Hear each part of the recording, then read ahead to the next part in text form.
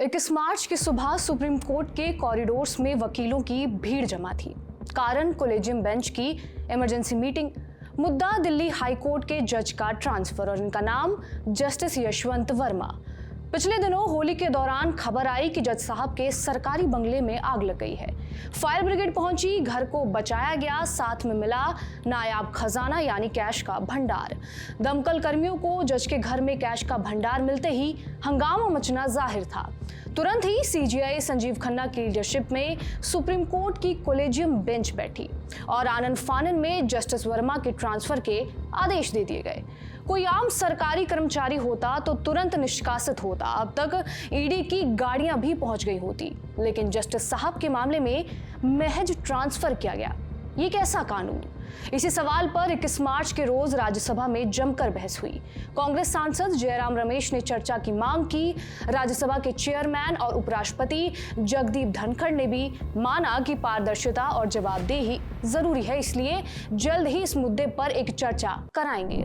This morning we have read about a shocking case of huge amounts of cash unearthed at the residence of a judge of the Delhi High Court. What bothers me is that the incident happened and did not immediately surface. If it happens with a politician, he becomes a target, a bureaucrat, an industrialist immediately.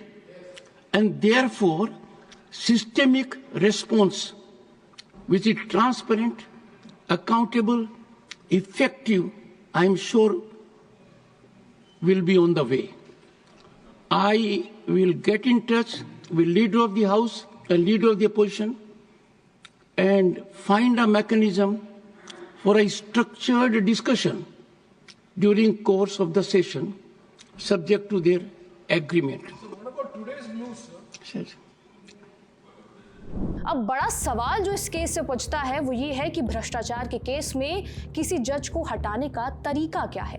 महाभियोग कहते हैं इस प्रक्रिया को, ये हम सब जानते हैं, लेकिन ये महाभियोग होता कैसे है, क्या है इसको लेकर नियम, और क्या खबरों की खान में पहले ऐसे कोई घटना मिलती है जिसमें किसी जज को महाभियोग लगाकर हटाया गया हो। जानेंगे इन तमाम सवालों के जवाब इसी वीडियो में।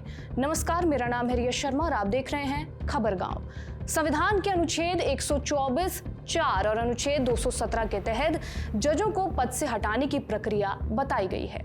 अगर जज पर गलत व्यवहार या फिर क्षमता की कमी जैसे आरोप लगे तो महाभियोग जैसा कदम उठाया जा सकता है।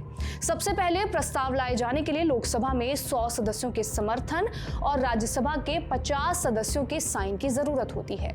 इसके बाद लोकसभा के अध्यक्ष और राज्यसभा के चेयरमैन एक 3 मेंबर की जांच समिति बनाते हैं। ये जांच समिति अपनी रिपोर्ट संसद में सौंपती है। संसद में रिपोर्ट सौंपने के बाद दोनों सदनों में इस पर बहस होती है। जज को हटाने के प्रस्ताव को इसके बाद संसद के दोनों सदनों वाली लोकसभा और राज्यसभा से विशेष बहुमत से पास होना चाहिए। विशेष बहुमत वास्तव में उस सदन की कुल सदस्यता का बहुमत और उस सदन के उपस्थित और वोट करने वाले कम से कम 2/3 सदस्यों का बहुमत होता है। इसे ऐसे समझिए कि मान लीजिए कि लोकसभा में 543 में से 400 लोग उपस्थित हैं और वोट कर रहे हैं, तो विशेष बहुमत के जरिए 400 का 2/3 यानी कि 267 से ज्यादा सदस्यों का समर्थन यहां पर जरूरी होगा। इसके बाद इस प्रस्ताव को राष्ट्रपति अपनी मंजूरी देते हैं और इसके साथ साथ ये प्रस्ताव जो सत्र में लाया जाता है उसे उसी सत्र में पारित कराना भी जरूरी होता है। समझेंगे तो ये बात समझ आएगी कि ये प्रोसेस काफी मुश्किल है। अब कॉलेजियम क्या होता है उसे भी समझ लीजिए। कॉलेजियम भारत के चीफ जस्टिस और सुप्रीम कोर्ट के 4 सीनियर जजों का एक ग्रुप है। ये 5 लोग मिलकर तय करते हैं कि सुप्रीम कोर्ट में कौन जज होगा। हाई कोर्ट में जजों की नियुक्ति भी कॉलेजियम की सलाह से होती है, जिसमें सुप्रीम कोर्ट के चीफ जस्टिस, हाई कोर्ट के चीफ जस्टिस और राज्य के राज्यपाल शामिल होते हैं। तो ये थी जज को हटाने की प्रक्रिया और कॉलेजियम। लेकिन क्या हमारे सामने कोई ऐसा उदाहरण है जब किसी जज को महाभियोग के जरिए हटाया गया हो? इससे पहले बात की जाए तो देश के 4 जजों के खिलाफ महाभियोग लाया जा चुका है। सबसे पहले जस्टिस वी रामास्वामी पहले जज थे जिनके खिलाफ महाभियोग की कार्यवाही शुरू की गई थी। साल 1993 का मामला है, लेकिन महाभियोग का प्रस्ताव औंधे मुंह गिर गया।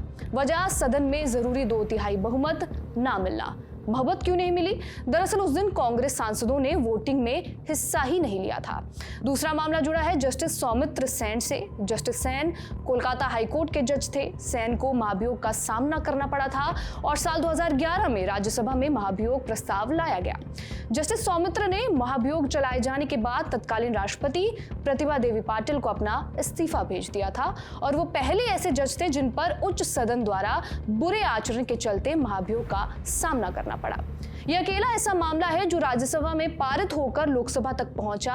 हालांकि लोकसभा में इस पर वोटिंग होने से पहले ही सौमित्र सेन इस्तीफा दे चुके थे।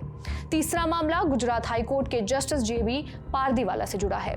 2015 में राज्यसभा के 58 सदस्यों ने जस्टिस पारदीवाला के खिलाफ महाभियोग प्रस्ताव पेश किया।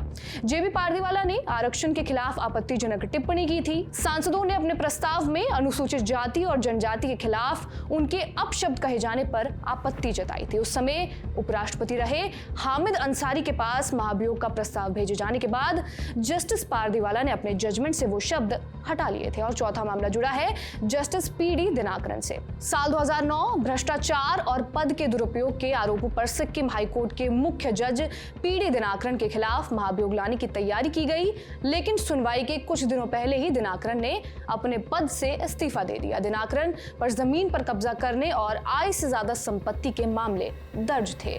तो कहानी ये है कि आज तक भारतीय न्याय व्यवस्था में एक भी ऐसा मामला नहीं दिखता है जब किसी जज को महाभियोग के द्वारा हटाया गया हो।